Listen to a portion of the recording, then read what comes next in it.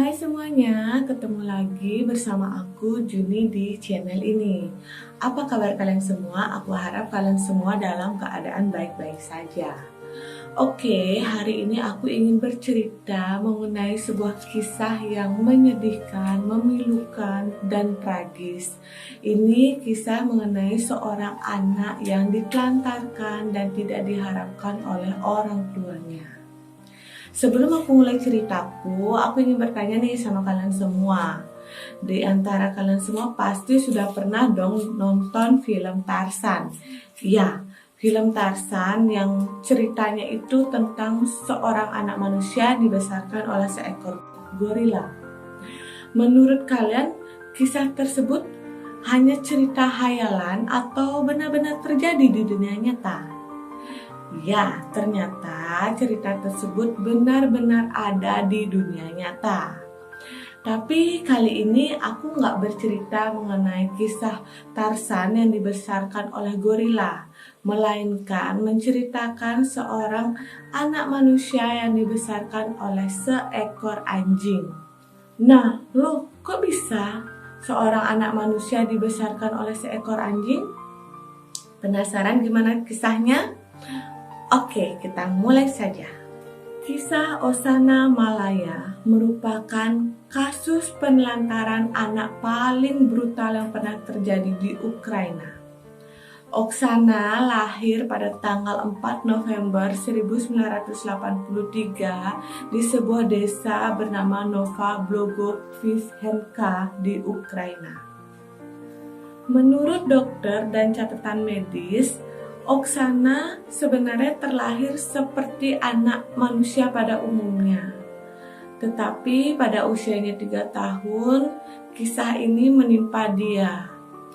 Saat itu, dia tinggal bersama kedua orang tuanya. Kedua orang tuanya itu bukanlah orang tua yang baik, karena mereka suka minum-minum, mabuk-mabukan, hingga mereka tidak mampu mengasuh Oksana, memelihara Oksana, dan menghidupi Oksana.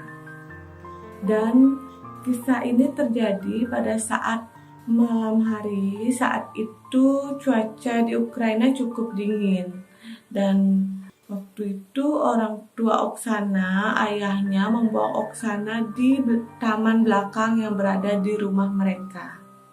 Saat itu usia Oksana baru 3 tahun. Dan karena cuaca sangat dingin, Oksana berusaha mencari kehangatan dengan cara merangkak menuju sebuah kandang yang berada di peternakan milik ayahnya yang ada di belakang rumahnya. Dan saat sampai di dalam kandang tersebut, Oksana meringkuk bersama anjing-anjing yang ada di dalam kandang tersebut. Dan mulai saat itu, Oksana merasa bahwa kandang tersebut adalah rumahnya dan anjing-anjing yang ada di dalam sana merupakan saudaranya.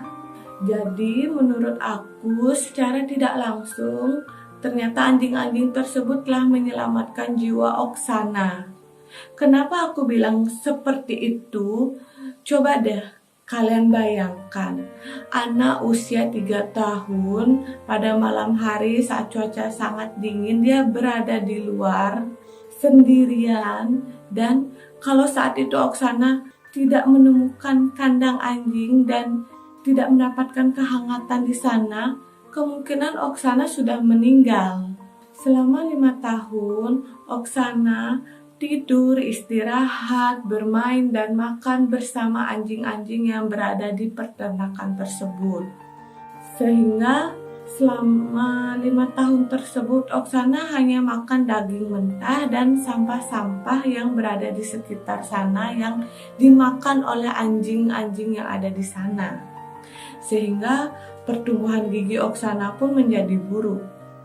Dan pada tahun 1991 saat usia Oksana 8 tahun, tetangga yang mengetahui kondisi Oksana melaporkan ke polisi. Dan saat itu juga polisi dan tetangga tersebut datang ke peternakan itu untuk menjemput Oksana.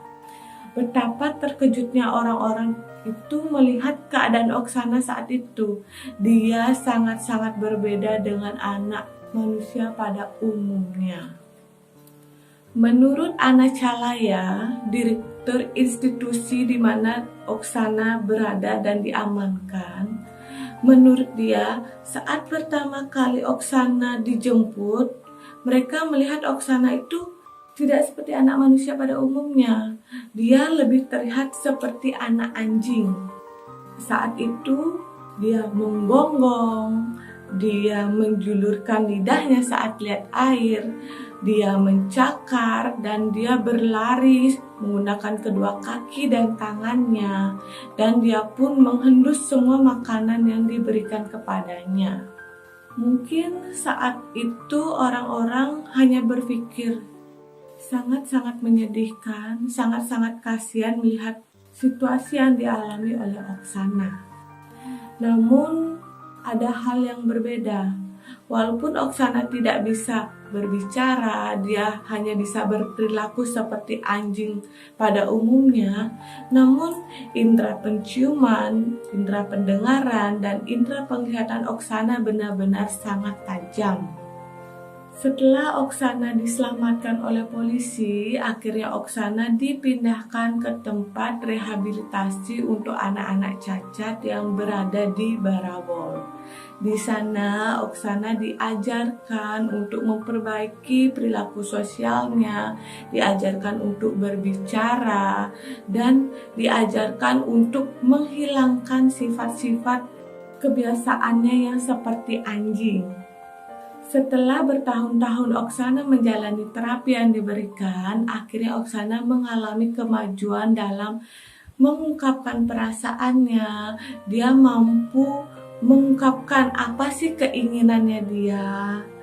Lalu dia juga mampu mulai berbicara walaupun tidak selancar anak-anak manusia pada umumnya.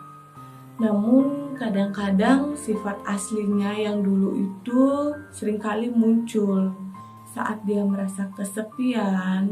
Jadi dia mulai lagi seperti berlari menggunakan kedua kaki dan tangannya, mulai dia menggonggong, mulai dia mencakar. Jadi semua itu muncul lagi saat dia merasa kesepian. Lynn Fry, seorang psikologi anak, meminta Oksana untuk menggambar sosok manusia. Karena Lynn Fry ingin banget mengetahui seberapa sih pengaruh dari lamanya Oksana tinggal bersama anjing mempengaruhi kehidupan sosial dan intelektualnya. Ternyata dari hasil gambar yang dibuat oleh Oksana menunjukkan hasil bahwa psikologi Oksana itu setara dengan anak usia 5 tahun. Sedangkan dari hasil kognitif yang dilakukan menunjukkan bahwa kemampuan Oksana itu setara dengan anak usia 5-6 tahun. Setelah Oksana selesai menjalankan terapinya, akhirnya Oksana benar-benar mengalami kemajuan dalam berkomunikasi, dalam berbicara, dan berperilaku. Dan saat itu pula Oksana mengungkapkan perasaannya bahwa dia benar-benar ingin bertemu dengan ayah dan ibunya secara langsung. Namun sayangnya sampai saat ini tidak ada kabar mengenai ibu Oksana. Sedangkan ayahnya Alexander bersedia dan mau bertemu secara langsung bersama Oksana. Akhirnya ayah Oksana meninggalkan peternakannya dan melakukan perjalanan cukup jauh sepanjang 350 km dan dia mengajak Nina. Ya, Nina adalah saudara tiri Oksana yang belum pernah Oksana temui sebelumnya. Dan benar saja, ini merupakan pertemuan pertama kali antara Oksana dan ayahnya. Tampak sekali di antara mereka berdua itu terlihat sangat-sangat canggung. Awalnya mereka berdua hanya berdiri dan saling menatap.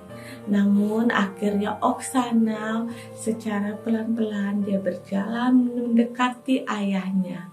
Sehingga komunikasi pun akhirnya terjadi di antara mereka.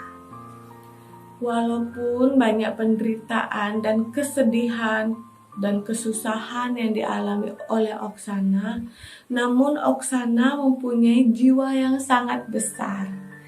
Jiwa yang besar untuk memulai, untuk belajar mengenal sesuatu yang baru. Belajar untuk mengenal orang-orang baru yang ada di lingkungannya. Dan dia berjiwa besar, mau memaafkan semua masa lalunya, memaafkan orang-orang terutama ayahnya yang sudah menelantarkan dia. Dan pada tahun 2013, Oksana melakukan wawancara di TV nasional Ukraina di acara Bincang-Bincang Go For It Ukraina. Di sana dia menceritakan tentang dirinya dan dia mengungkapkan keinginannya bahwa dia ingin sekali menjadi orang normal pada umumnya, dan terkadang dia akan merasa sedih saat dia dipanggil seperti anak anjing. Dan dia juga berharap bahwa ayahnya dan saudara tirinya selalu datang untuk menemuinya. Dan kabar terbaru, ternyata Oksana sekarang sudah bekerja di sebuah peternakan hewan di Ukraina dan tetap masih dalam pengawasan para dokter.